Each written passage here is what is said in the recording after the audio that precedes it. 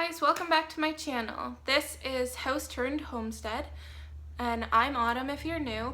If you haven't seen my face before, please do consider clicking the subscribe button and also the like button, and share the video with your friends if you think it's interesting to you.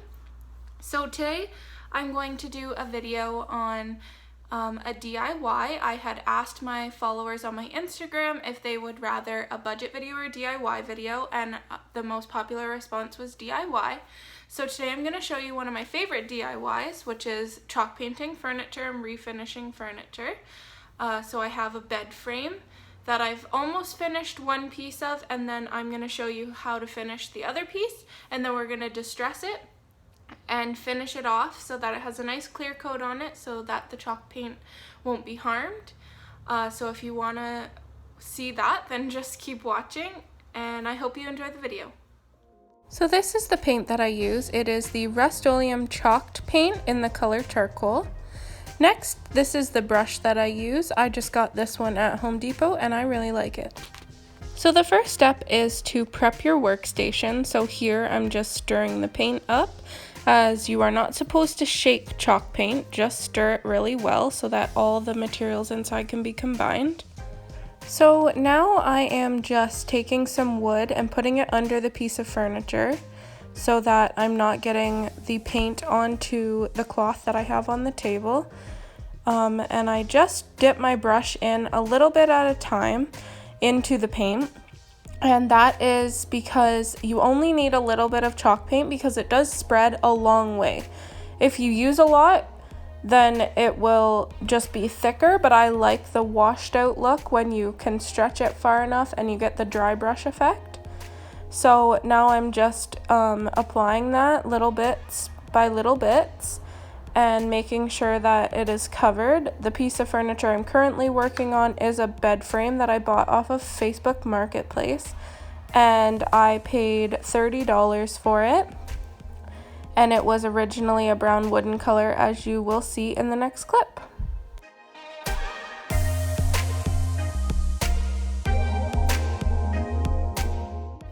So here is the second piece of the bed frame. This part is the headboard.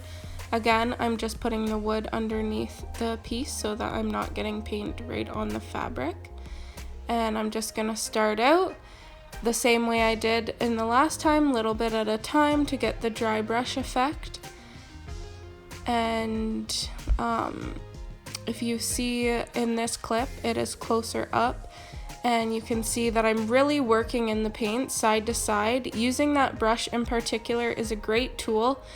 It will really help you with the coverage you need. I find that traditional paintbrushes do a little bit of a different job with chalk paint. Not necessarily a bad job, just a bit of a different job, and I prefer this brush that was around $9 from Home Depot.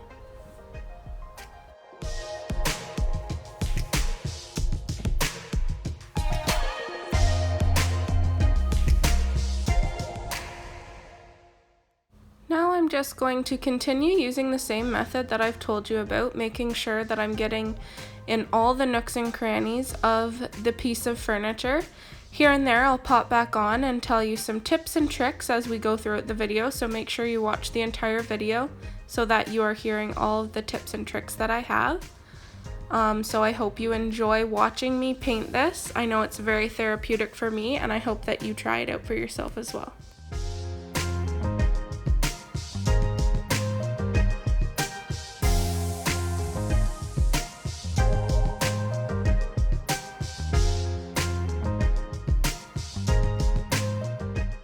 So tip number one that I have when you are chalk painting furniture is that because the prep is so easy, make sure that you take your time and put the full effort into the simple prep that is needed. Because if you try and do this piece without following those prep steps, then you may not be successful. Your paint may chip. So my very first tip, and the number one tip when prepping your furniture or piece for chalk painting, is to make sure that you use warm water and soap and wipe the entire piece down. I know when I got this piece from the marketplace, it was very dusty, and in all the nooks and crannies there was lots of dust that had been built up over the years of it being in this home or wherever it was in its past life. So just make sure that you wash everything before you paint it with soap and water and let it dry before you begin your project.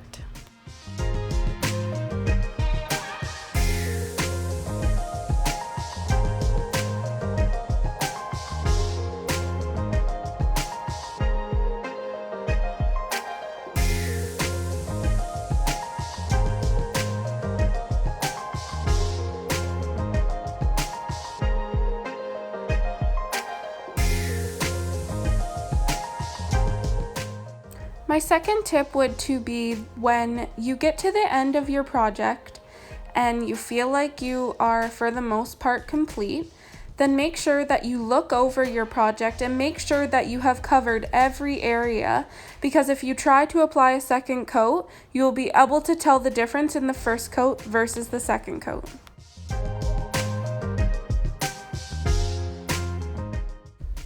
So for this step, we are going to be sanding down our piece to make it look more distressed and give it that more vintage, worn down look.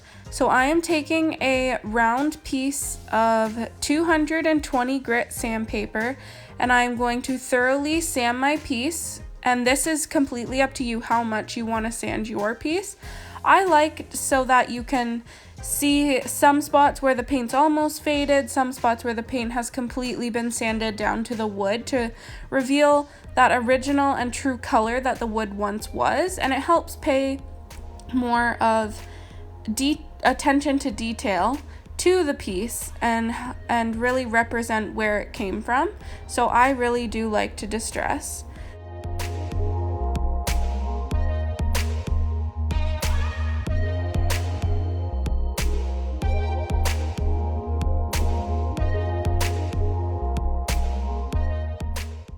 Just a side note here, I just wanted to let you guys know that if you're going to tackle a piece of furniture and want to distress it, then I would suggest picking something with simple and clean edges like a dresser.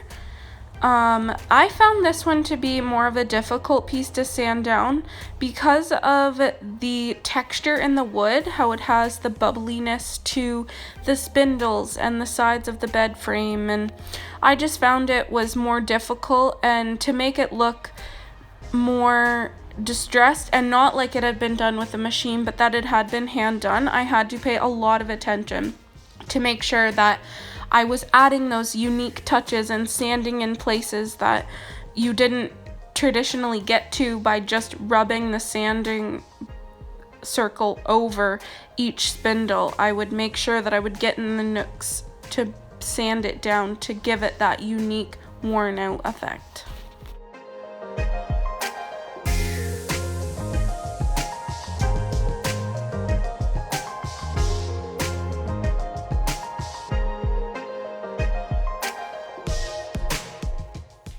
So this is where it got interesting, and I decided that I was going to lay out a sheet on the grass so that I could put the furniture on top of it and spray the clear coat on because I don't want to do it indoors.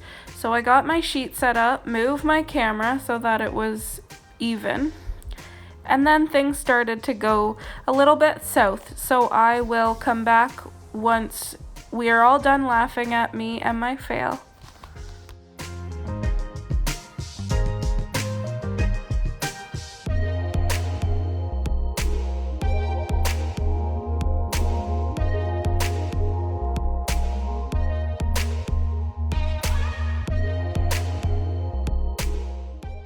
As you can see, the wind decided it was going to blow my sheet on top of my bed frame, so I figured I would ditch the sheet and just do it on the grass and hope that I don't have any little critters stuck in the clear coat on my project.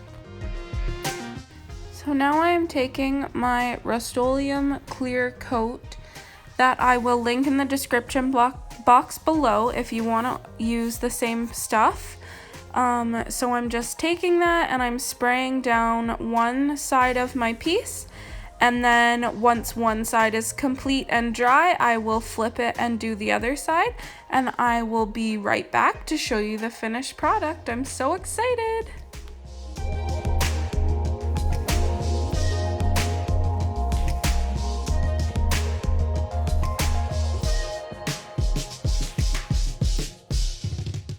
Drum roll please. Do do do do. Here is the final product.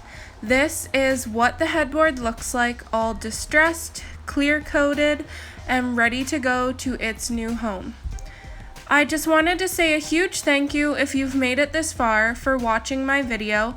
I hope you enjoyed it, and if you did, don't forget to share it, like it, and subscribe. We'll see you next time.